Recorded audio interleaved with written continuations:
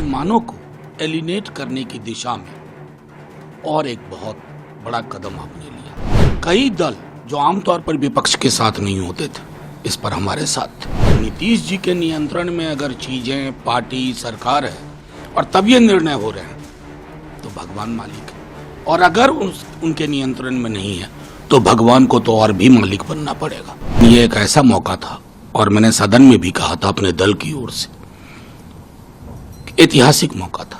कौन कहां खड़ा है ये जानना था।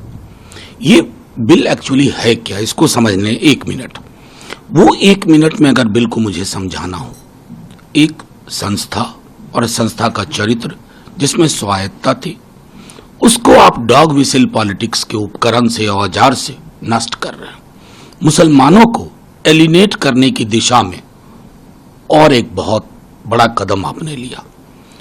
कई दल जो आमतौर पर विपक्ष के साथ नहीं होते थे, इस पर हमारे साथ थे।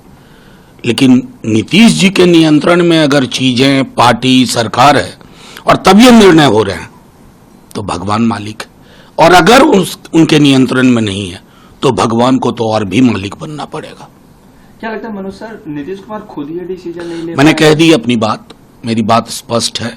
अगर उनके निर्णय से ये सब पोजीशनिंग हुई है लोकसभा में, राज्यसभा में, तो चिंता का विषय है, और अगर उनके निर्णय के बगैर हुआ है तो और भी बड़ी चिंता का विषय है। और इसलिए जो इस्तीफे हो रहे हैं, कोई भी किसी दल में वैचारिकी के रुझान के साथ रहता, वैचारिकी गुम, फिर काहे की राजनीति, काहे की समाज नीति।